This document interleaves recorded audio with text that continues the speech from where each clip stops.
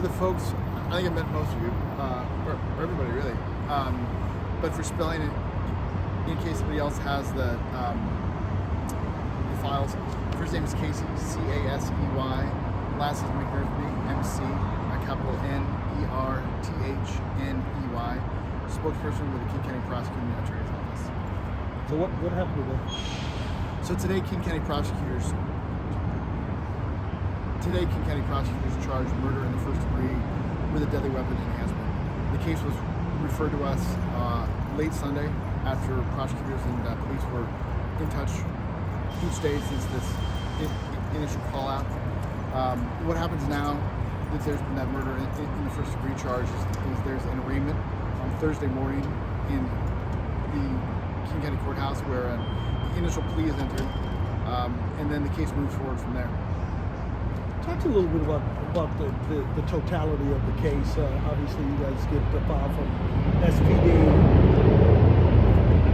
Can you talk to us a little bit about what you read in the file, what prosecutors read that led them to the decision that they made? Yeah.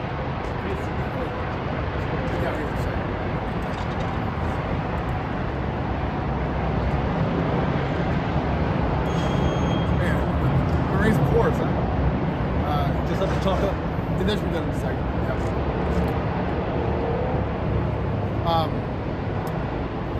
Don Raz is the prosecutor who's handling this case. He's been working on homicide cases since the 1990s, so he's got really excellent expertise. One thing that he was working with Seattle Police on is trying to get as much information about the defendant's whereabouts leading up to this horrific homicide, and so that's in the charging documents, and that's new information. What prosecutors allege is that this defendant was stalking another student that led him to the laundry room. That's where he found Juniper and where she was killed. Also, police indicate that there was attempts by the defendant to try to enter private homes in Ravenna in the days before this homicide. That's new information that we shared with the court this afternoon too. It's very concerning. It's not something that you want to see. It is rare, but that doesn't mean that this is any less impactful when you have allegations like this. We know that this is very traumatizing for the UW community and anybody who's even remotely associated with it, because you don't want to see this kind of violence anywhere. So at this point, did that appear targeted or random, or will you be looking at possible hate crime charges? Right now, there isn't evidence to prove a hate crime. That's something that both Seattle police investigators looked at, and also prosecutors. There were multiple senior deputy prosecutors who reviewed this along with Don. And in order to prove a hate crime, you've got to show motivation. But what it appears is that this victim was picked at random. It does not seem that Juniper was targeted because of her identity. So but he was looking although for I should, somebody, or let me clarify that. If there's additional information that is recovered later, of course we would have confidence that the Seattle police would send that to us, and then we could review that for amended charges if that does come to us. Did you say that the Ravenna break-ins were related? There weren't actual break-ins. It was what police allege is that he went to homes and allegedly tried to get in. That's what is indicated from some forensic evidence that is outlined in the case summary.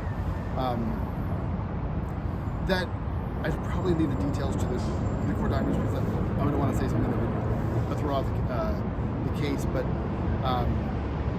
it was in the days before the homicide, so leading up to May 10th was when police believe there was information, I think, from the defendant's brother that came in that gave police that indication that he was trying to get into private residences leading up to May 10th. Sorry if you said this. Was this Superior District Court for federal disturbs? This murder in the first degree case with the deadly weapon enhancement was filed in Superior Court, and if convicted as charged, the defendant would face between 20 and a third and 28.6 years. The range is 244 months to 344 months, and that's the murder in the first degree charge with the deadly weapon enhancement if convicted as charged, though that's still a long ways to go.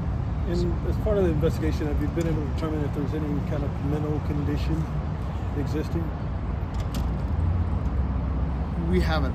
I'm sure if that is important to get to the court, the defense will bring that up. We haven't. I personally haven't seen that at this point.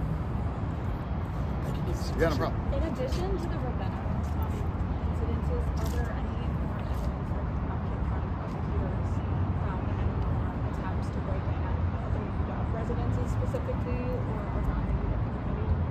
What police allege is that the defendant was trying to get, or was in campus buildings in the days before the homicide, and that's one of the things that prosecutors outline in the charging documents to get before the court.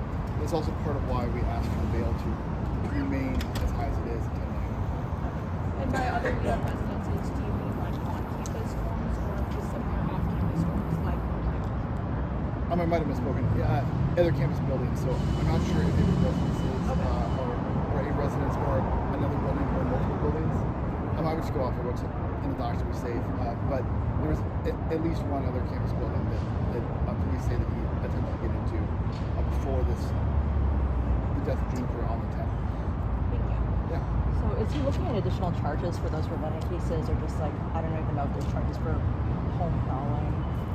That hasn't been referred to us at this point.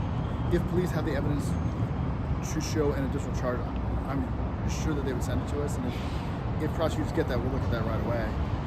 Right now, what's been referred to us is just the murder in the first-degree case.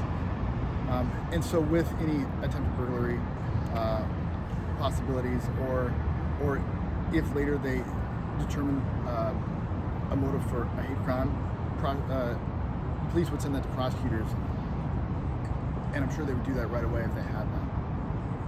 Casey, is it in the beginning you said he was looking for somebody else, but then just accidentally encountered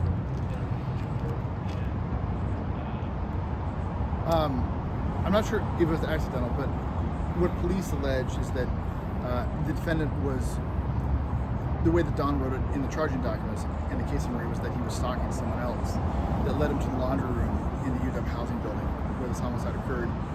That other person left the room and Juniper was there, and that's when she was killed, is what police allege. And they know who that person is that was being targeted? I believe so.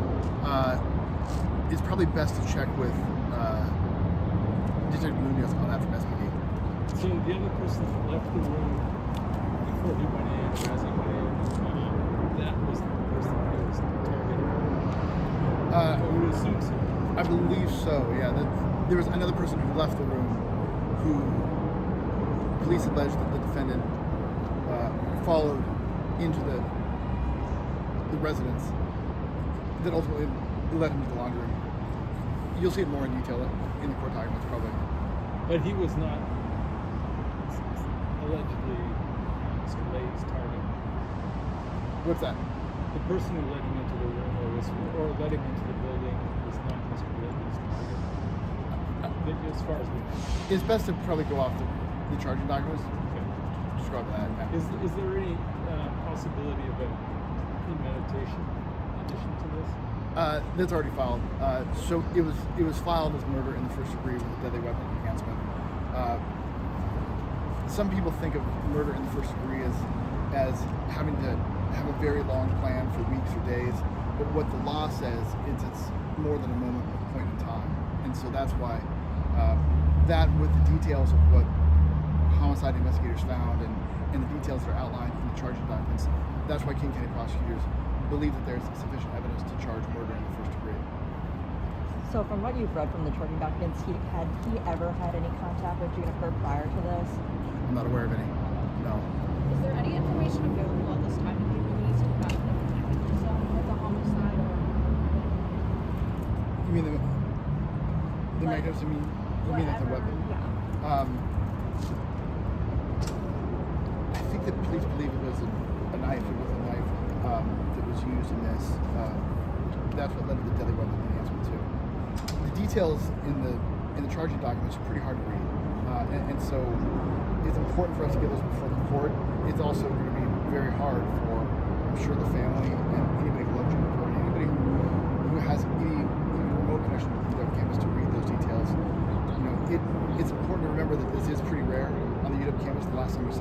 2007 homicide on campus, but it doesn't matter how long ago. This case, I think, will reverberate, and Juniper's death will, of course, be thought of every week, every month, going forward, even years from now. It's very hard to read, but it's important for prosecutors to get that before the court. Thanks, Casey. Thanks, Yeah. Casey. Thank you. Cool. A little work, yeah.